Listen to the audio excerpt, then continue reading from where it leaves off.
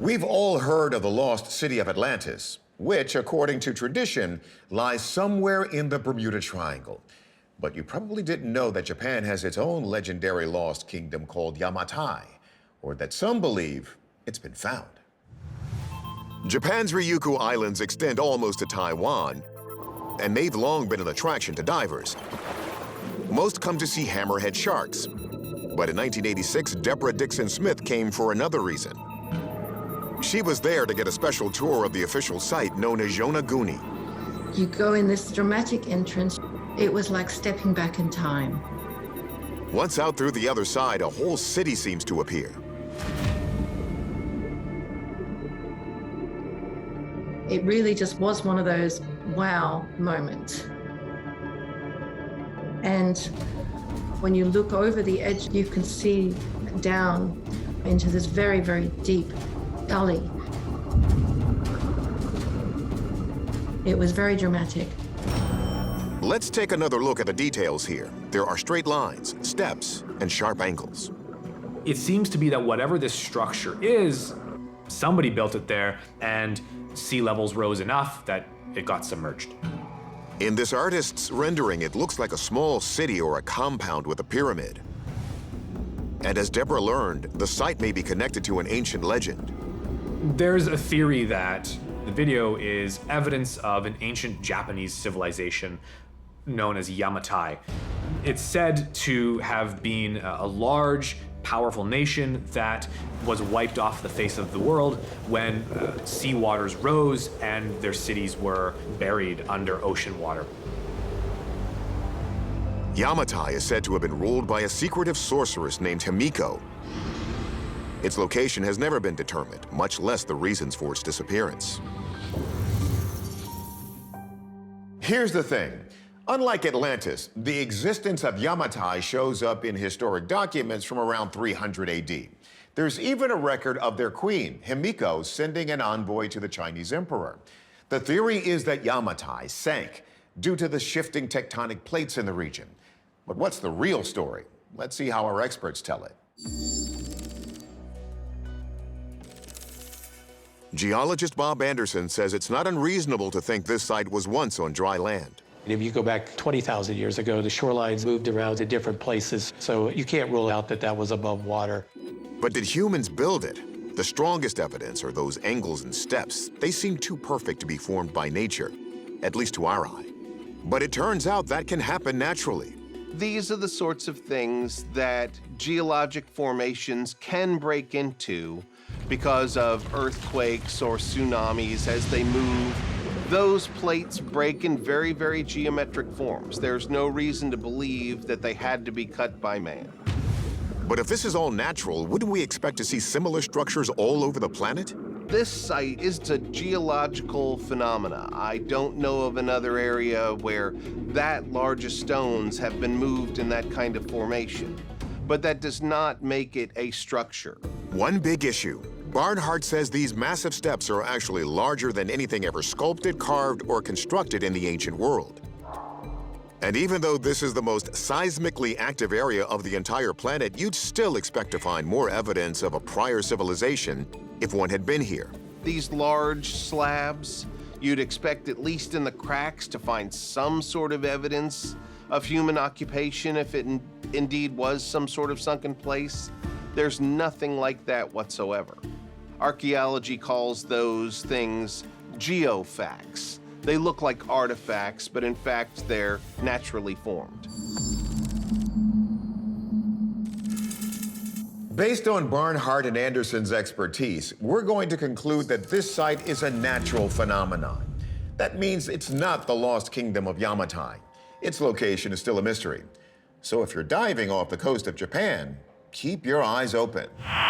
It's July 2014 in the Indian state of Chhattisgarh, where there are a number of caves and paintings made by hunter-gatherer populations going back as far as 10,000 years. Archaeologist J.R. Bagad claims he recently made a unique discovery here. और ये शैल चित्र में जो है लगभग 10,000 वर्ष पुराने आदि मानवों के द्वारा निर्मित में शैल चित्र है. While giving a tour to reporters, Bagad shows a rock face on which there are half a dozen dark red and yellow painted beings standing together in a group. In this particular painting, which looks quite strange, we have some individuals with larger heads, different colored arms and hands, and they don't look like the other people depicted on these cave walls. So we have a lot of people believing that the ancient humans who painted these drawings were actually painting images of aliens from another world. The theory that these are depictions of extraterrestrials is bolstered by another painting of what appears to be a mechanical-looking disc painted on the cave ceiling. It resembles a saucer-shaped object, which became kind of the pop cultural representation of UFOs in the 1950s and 60s. These aren't the only ancient representations of allegedly extraterrestrial beings. We also have a number of other ancient civilizations who have created similar things. For instance, we have the Wajina figures in a rock shelter in Australia. We also have petroglyphs in Capitol Reef State Park here in the United States. Let's take another look at this disc-shaped object from India. These three lines, right here, again right here, and right here, have alternately been described as beams or legs of a tripod, and these apparent portholes, right here and right here, match with contemporary representations of alien spacecraft. So what can our experts unearth about this peculiar cave art? First, anthropologist Kathy Strange says these ancient drawings must have marked a significant event or encounter.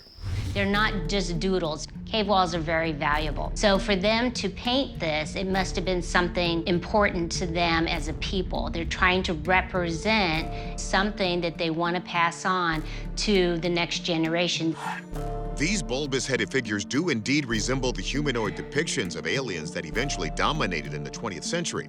So a connection seems possible. However, archaeologist Ed Barnhart believes they are documentation of a different kind of cosmic trip.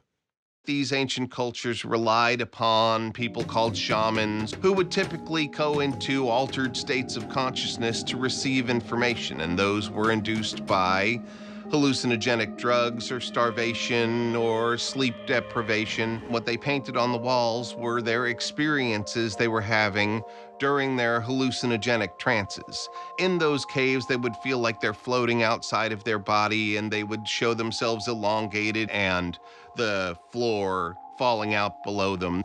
It's not that the figures' heads were extra large, but that the bodies were stretched as they felt they were floating up. And as for the UFO-like object, that's also more likely something else from the heavens. Instead of it being a beam from an alien ship, it actually is just sun rays, and they're projecting that the sun is at its full potential, probably noon right above your head. There's other examples in the general area in India and other places in the world that show a very similar object. Our verdict? These well-preserved Indian rock paintings are most likely the work of shamans from prehistoric hunter-gatherer societies who made them while in an altered state of consciousness. Even if these ancient artists weren't seeing aliens, they were definitely experiencing something truly out of this world. It's February 2017 in Hong Kong. A professional stunt biker carries his BMX bike up flights of stairs to the top of a skyscraper. He comes out onto the rooftop pool deck of a building we've decided not to reveal. Cameras are rolling as the stunt guy lifts his bike over a low railing, places it on a narrow ledge, and mounts it. He pops a wheelie with the front tire hanging over the edge, then goes for a ride. This is ridiculous. He's riding his bike on the ledge of a skyscraper, and now he's back to the nice pool. He should stay near the pool area. It is very unsafe what he is doing. This isn't the only example of him braving the heights to get the perfect shot. In this clip from Dubai, he does acrobatics on a ledge and stretches his body between two edges of the structure. And check this out. In a drone video showing a tall, snow-covered building under construction, another stuntman uses a crane like a set of monkey bars going out across the narrow beam and back. These acts are illegal, so it's little surprise our requests for interviews were declined. But the videos alone suggest these people seem to share an immunity to a fear of heights. I think humans naturally do have a tendency to be afraid of heights. That makes sense from a Darwinian perspective. Humans with a genetic aversion to death from falling are more likely to live long enough to reproduce. Some people can overcome this anxiety or this fear or this biological necessity to stay alive and can place themselves into these situations where they are obviously one minor slip away from certain death. The Mohawk Indians do this thing called walking iron, which they've done since 1886. They have built many of the most iconic buildings in New York City. The Chrysler Building, the Empire State Building, the Twin Towers. People have said that they have an innate ability to manage heights. Of course, others have famously used hair-raising heights as sites for stunts. You have the Flying Wallendas doing these incredible stunts, stringing wires between buildings or over Niagara Falls or the Grand Canyon. So what special ability do these folks have that most lack? Our experts want to see if these clips are even real. If so, how can this be possible?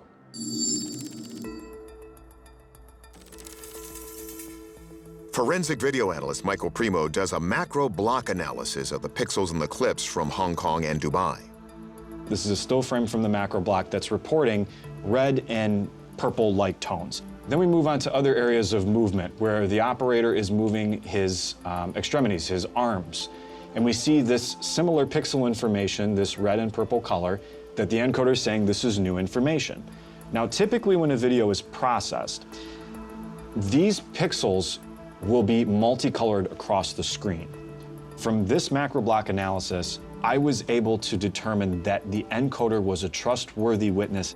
All of these natural details would have had to have been carefully manufactured and recreated in this environment to be able to fool the viewer. In other words, this doesn't appear to be faked. So if all these videos are real, do these stuntmen have some unique biological makeup that enables them to perform these daring moves so high off the ground? Some studies have been done that have looked at the genome, and you can pretty accurately look at over 200 different genetic factors and have a highly reliable way of predicting whether someone has a fear of heights. Still, no fear of heights is only part of the picture. You also need a good sense of balance and proprioception, the ability to tell where your body is in 3D space. For example, the guy with the bicycle, he's looking down at his handlebars. That's giving him a horizontal axis to inform his reference point of where he is in 3D space. There are people with greater sense of balance and coordination. But then once you add training to it, now you're talking about a person that can do things that really does look extraordinary. It doesn't look like what a normal person can do. So the age-old question, is this an innate ability or something learned? The human brain is plastic. We can rewire it. So these people have either been born with brains that are wired differently or they've rewired them themselves. Because instead of being fearful of the heights, they are actually enjoying the heights. They get a rush out of it. Our verdict? Like the famous Mohawk iron workers and flying Wallendas, these high-flying stuntmen have learned to control or even feed off their natural fear of heights. Still, there's a degree of luck involved with all these tricks. Please do not try this at home. A quick warning that some viewers might find the following images disturbing. We're in Jambi, Indonesia. A father at a local bike shop is working as his kids play in front. Then, without warning, the family finds themselves in the path of fatal danger. Watch again. Let's slow it down and freeze. This appears to be the moment Dad senses the card, and in about 0.78 seconds, he springs into action and pulls the children to safety. Incredible. Similar displays of incredible parental reflexes have popped up recently, like in this video from Vietnam in 2019.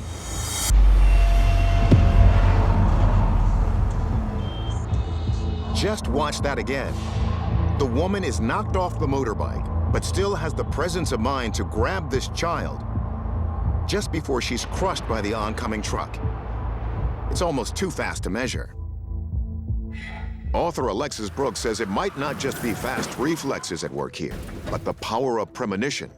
One of the theories that has been postulated by noted author Dr. Larry Dossey says that we all essentially have a premonition instinct, but particularly in the case of parents, where there is a unique bond with the child, premonitions can be even more likely.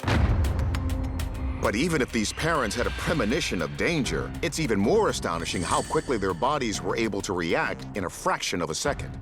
It's said that typically we only access a portion of our power, perhaps about 65%. But there is a phenomenon called hysterical strength. There are dozens of anecdotal stories of humans in a moment of panic, summoning extraordinary strength to lift cars or other extremely heavy objects off of trapped individuals, including a mother in Georgia in 1982 who lifted a Chevy Impala off her trapped son. When something is happening so quick, where there's no time to react, there is a rush of adrenaline that pushes us to do the unfathomable. And I think that might be something that we saw here. Look, scientists are divided on the existence of this phenomena because it's nearly impossible to test emergency situations in a controlled lab. However, these videos might be proof of either parental ESP or superhuman reflexes. To be sure, we call in the experts. Although it's entirely possible and conceivable to manipulate events like this using sophisticated software, technology, I don't see or detect any evidence to support that that's what was done here. So the video is legit, but physicist Michio Kaku doubts it's proof of a premonition. Sometimes we have premonition that an accident will happen, and then sometimes it does, in which case you think that maybe you're psychic. Most premonitions are false alarms, but 1 time out of 10, maybe it does prepare you for an emergency. So this ability of ours to, quote, predict the future by having a premonition is very selective. We forget all the misses. So if this wasn't the result of a true premonition, perhaps these lightning-fast reflexes are related to hysterical strength. Usually when you perform something, your prefrontal cortex acts as a check and says, slow down, do it this way, do it that way. However, in an emergency, where split-second decisions have to be made, a lot of the prefrontal cortex's decisions are overruled. All of a sudden, you take risks. Yes, muscles will tear. Yes, you're going to suffer damage, but you do it anyway because the adrenaline says you can do it. Our verdict. While we can't prove or disprove these parents had a premonition, it was certainly adrenaline that gave them extraordinary reflexes at just the right time. The space race is certainly heating up. And it isn't about which billionaire can reach orbit first. Instead, it's about China's efforts to leapfrog its rivals. One spectacle in the skies over China put on such a light show, it left many wondering what they'd just seen. October 2018, Hohhot, the industrial capital of Inner Mongolia. The city of 2.8 million is going about its business when this tears across the sky.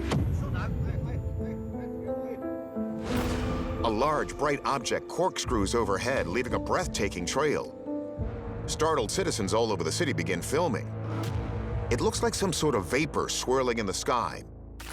And at one point, right here, it looks like a beam shining down on the city. This thing, whatever it was extremely strange looking. So you kind of can't blame people for looking up and thinking, it's an alien spaceship. Of course, a rocket launch is the obvious explanation. But hang on, rocket launches don't usually happen over large, densely populated areas. Their contrails aren't typically illuminated like this one. And importantly, they usually have linear flight trajectories, not this weird corkscrewing path. It doesn't seem to be going anywhere specific. It seems to kind of be meandering throughout the sky. That raises another theory. Might this be the debut of a breakthrough military technology? One explanation that has been posited is that they come from the Dongfang Aerospace City, where they are creating new types of technology, space-age technology, and that they are the result of an effort to give China a leg up in the space race. There's a lot of mystery surrounding this particular area, and no one has come forward to claim responsibility, so we don't actually know what happened here. The Chinese military keeps a tight lid on what's happening at Dongfang. Foreigners are rarely allowed to visit. But we do know the Chinese admitted to using a missile to destroy one of their own satellites back in 2007. So is this video proof of some new advanced space weapon? Is it a craft from out of this world? Or something else entirely? Astronomer and video effects designer Mark D'Antonio first considers that this might be a comet. Oh, this is cool. We talk about comets in the night sky all the time. And comets do move across the sky. But known comets are astronomical objects millions of miles away. They take days, if not weeks, to move across the sky. This is moving across the sky in a matter of seconds. So, is it a comet that's very close to the Earth? If it was that close to the Earth, it would probably envelop the entire Earth. This glow would be everywhere. So we can rule out that theory. As for a UFO, in general, one of their defining characteristics is an unknown means of propulsion, like the famous Tic Tac video from 2004. In a lot of the truly unexplained UFO videos that we see, we don't see the characteristics that you have in this video. Namely, all of this exhaust trail that you're seeing here. That massive exhaust trail brings us back to the rocket theory. But there's some explaining to do. First, that illumination. How can it be a rocket if it doesn't look like night launches in the US? McMillan has a theory based on the time of day. These videos were filmed roughly an hour after sunset. And so what you're seeing is the rocket itself is above and high enough altitude with the curvature of the Earth that the sun is actually still reflecting light off of the exhaust trail. Okay, but what about that bizarre corkscrewed flight path? So whatever the object is, you can see it's changing trajectory. Could this be some type of classified or experimental rocket testing? Possibly we're looking at some kind of GPS, laser-guided, some type of rocket system that is targeting something, potentially moving. You can see these patterns in something like Israel's Iron Dome system, which is designed to seek out rockets as an air defense measure. That's also on the table. But hang on. McMillan says the fact that this happened over a highly populated area opens up another, less impressive possibility. So it certainly appears that we have something that has gone awry, and it's not traveling the path that it was intended. The idea that it could be a failed rocket system is certainly plausible.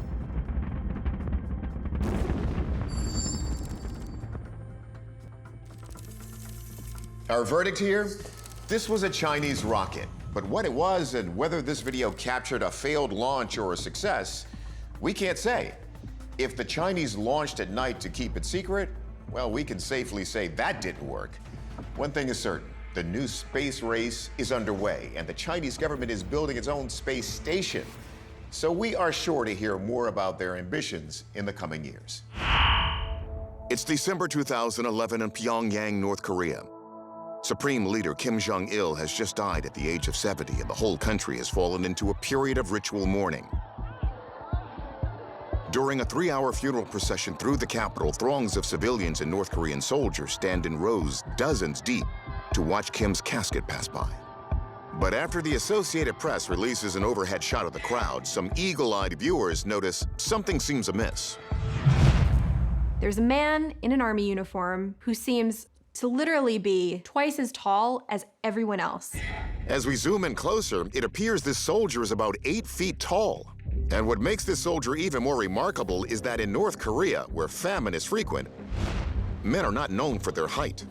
North Korean soldiers are somewhat shorter than average than South Korean soldiers, and it's probably because of poor nutrition that they have. Kim Jong-il himself often wore platform shoes to compensate for his short stature.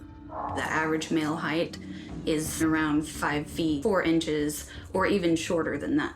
Bear in mind also that the North Korean government is notorious for photoshopping images for propaganda purposes. Check out these soldiers at a sunset ceremony. Who needs shadows?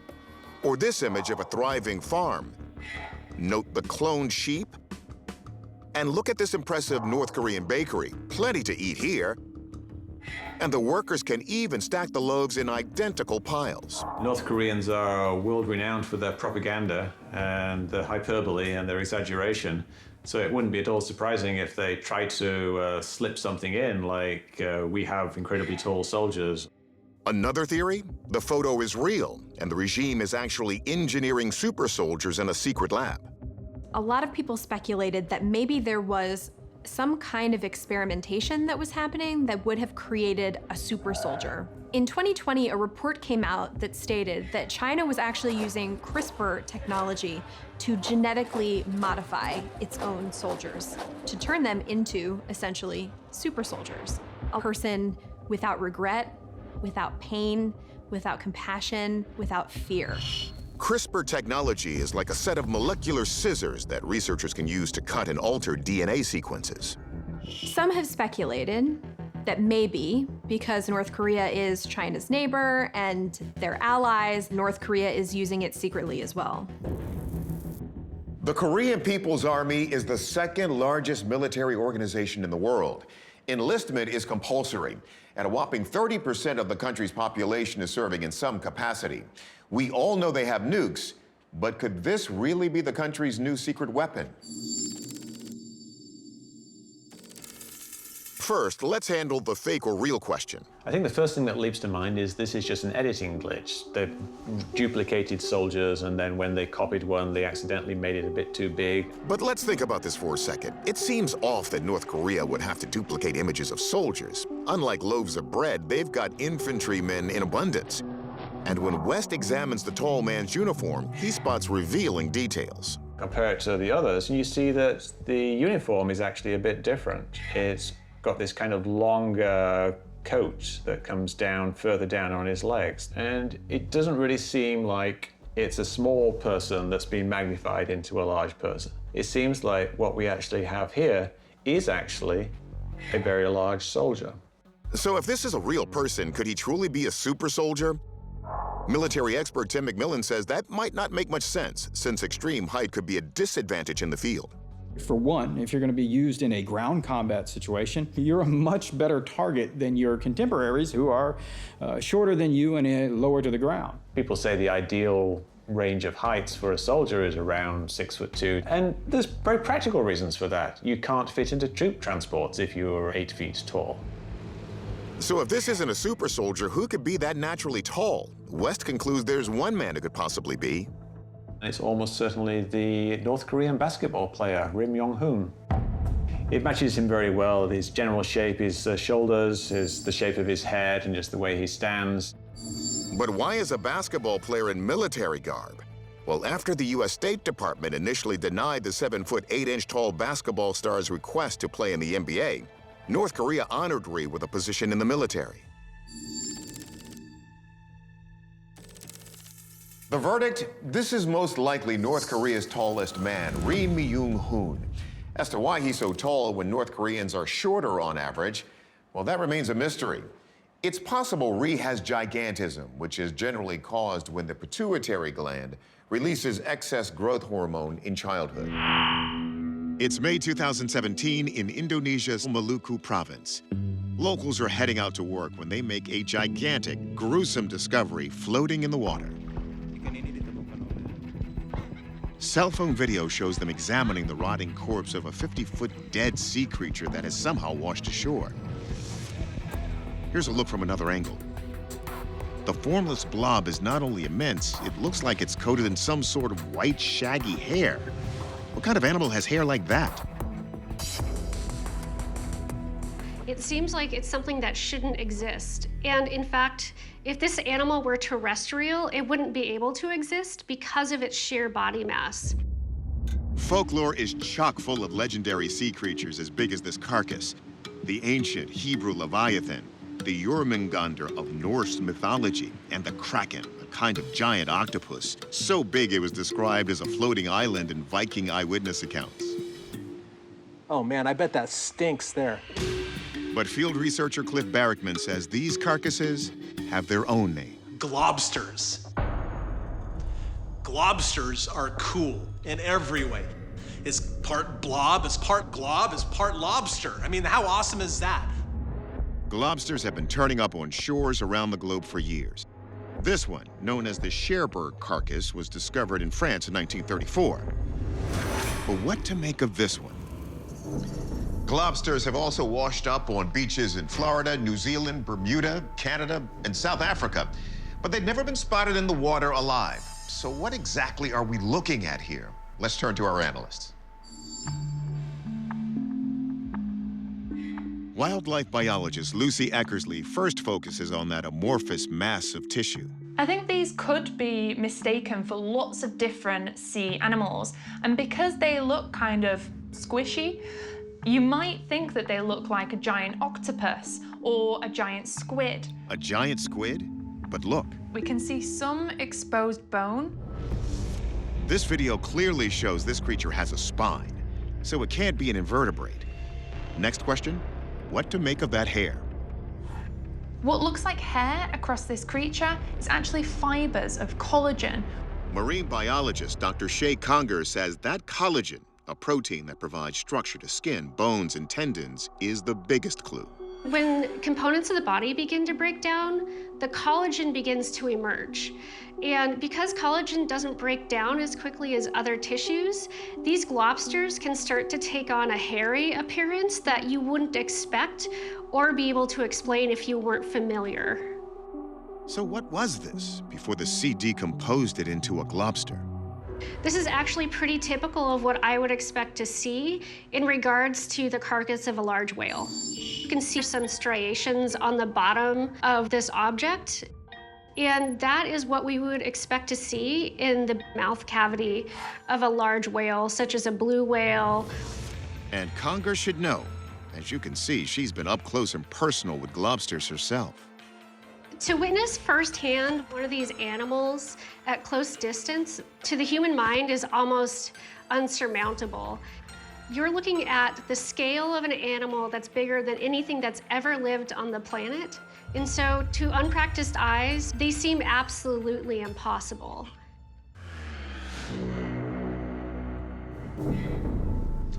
Ultimately, this story is about the power of the sea. In this case, its power to transform the bodies of dead animals into something unrecognizable. And once that hair was explained to us, it became clear. Our verdict, the globster is not the kraken or a sea monster. It's a dead whale. It's September of 2018, and residents of Southeast Asia are bracing for a megastorm, a super typhoon. Winds up to 180 miles per hour blast through the region as social media is flooded with images of the damage. One video, said to be from the Shenzhen province of China, is particularly alarming. Watch as this commercial airliner attempts to land as it fights extremely heavy crosswinds. It seems to almost tip over, then it does a complete flip. But just as it seems like it may crash, the pilot appears to regain control. The footage quickly goes viral as it triggers many people's worst fears of flying. But watch again. A number of things seem off about this footage, not least of which are the supposed typhoon conditions. Certainly the winds are strong, but it doesn't look like there's any rain or even a ton of cloud cover. Planes land in tough crosswinds all the time. What you're seeing here are all verified incidents. The most dangerous part of flying a plane is takeoff and landing. That's when you're going to encounter things like crosswinds or wind shears that can really affect how you come in or how you take off. But I've never seen a passenger plane do a full barrel roll like this. Wow. I don't know about you, but I could watch this video over and over again. It's that wild. But many people online thought it was real. So we decided to track down the original source of this footage to get the real story.